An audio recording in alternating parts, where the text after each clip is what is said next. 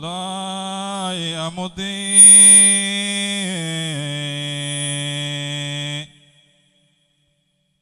لله أمضي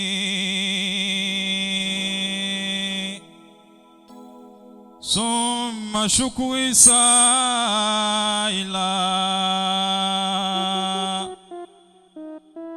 من فضلي أن أجمع الفضائل وإنني أسأله ديانا وزود والعفاف والأمانة أكوالا دفعي وجل بقصدا واجعل مؤمن إليك حسدا أذيكم مضى شيخ إبراهيم أذيكم مضى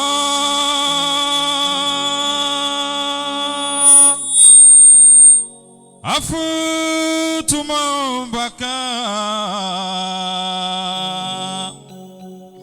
وإن تسبق رجال أسبق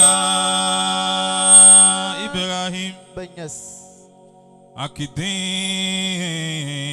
أكدين لكل الأولياء والعلماء كل المراد مفردا ولما لا جزا لك صلى يتريني حتى تنيلني وتيتبيني أميتني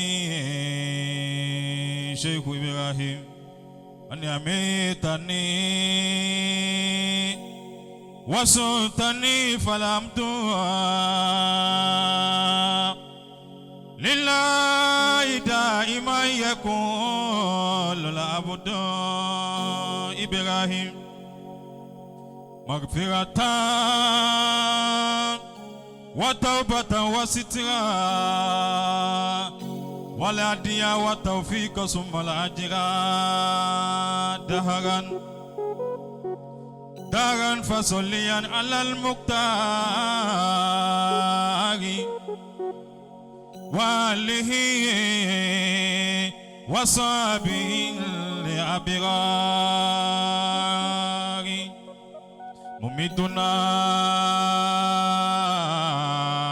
إبراهيم مرشدنا لله الشيخ إبراهيم عبد الله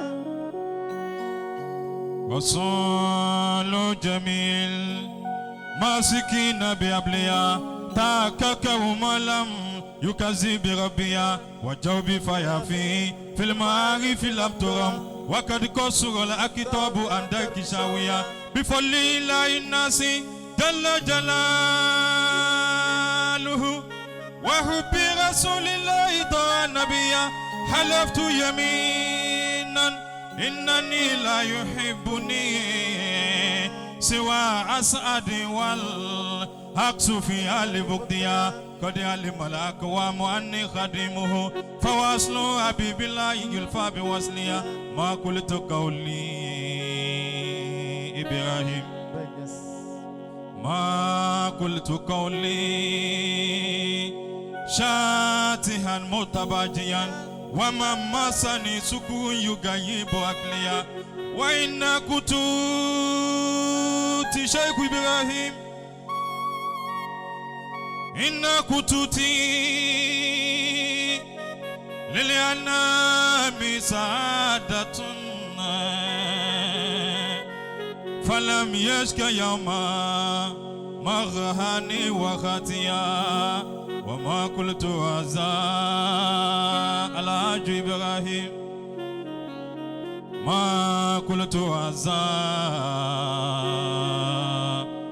دون إذني وإنني لا أكتم سرا لا يباع لغيريا ودا كله من حب سيد مرسلين عليه صلاة الله ولطول شانها تلاوته إبراهيم حتى تيأت إنما جلال رسول الله جلال حبيب الله جلال خليل الله جلال كنز الله جلال نور الله أيا رفيقيا إفادته منه إليه محبة وسبحان ربي ذاك روحي تجليا إبراهيم إفادته منه إليه محبة وسبحان ربي ذاك روحي تجليا عليه صلاة الله النبي محمد ثم سلامها تساوي صلاة ذاكرين قبيل يا شيخ إبراهيم هو القاسم المعروف في كل أدرة هو العالم المرسوم في كل بلدة وعبد إبراهيم صائب الفيدة إبراهيم وجاد رسول الله خاتم النبوة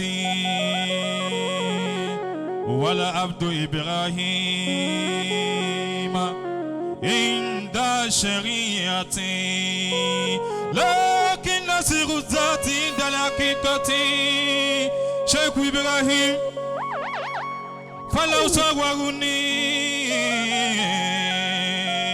إبراهيم في الحقيقة لم يرى سوى شخص محبوبي بي أتمتع والإملا وعين اليوم إبراهيم والإملا وعين اليوم عين محمد محمد محمد محمد محمد سراسره فيه هيكلي ورواي وحال الزمان حال الزمان إبراهيم كلهم فادركيا سوى ما قال نهجي أسيون هواي شيخ إبراهيم فقد تم فتحي عندما دي وقد أنا جميع رجال الغيب تعتقد شيء على جباهي جميع رجال الغيب تعتقد وما قطعوا في شرقي والغربي فدفدا إلا ما قطن إلا لشم شزاي على إبراهيم الله لا إله إلا الله الله لا إله إلا الله سيدنا محمد رسول الله عليه السلام اللهم صل على سيدنا محمد الفاتح لما وقولك والخاتم لما سبقنا سيولا قبلك ولا دي لا صراطك المستقيم وعلى آله حق قدره ومقدار العظيم عادية مني لك يا رسول الله. Let somebody say sallallahu alayhi wa sallam. Sallallahu alayhi wa sallam. Sallallahu alayhi wa sallam. Sallallahu alayhi wa sallam. Sallallahu alayhi wa sallam. Sallallahu alayhi wa sallam. Do you know why we really need zikr in our life? A scholar once said, الذكر للإنسان كماهل السمك فما حال السمك إذا فارق الماء. Meaning that zikr to human being, it is just like water to fish. So فما حال السمك إذا فارق الماء. What will be the condition of fish when it departs water? So it will not be in a good condition. So mashallah, we greet our Sayyid, our Zakir. Jazakumullahu khairan jazilan wa'firan turan bijai Sayyidina Muhammad wa bijai Al-Haji Sheikh Al-Haji Ibrahim An-Niyaz wa bijai Sheikh Ahmad At-Tijani radiyallahu ta'ala anhu. Amen.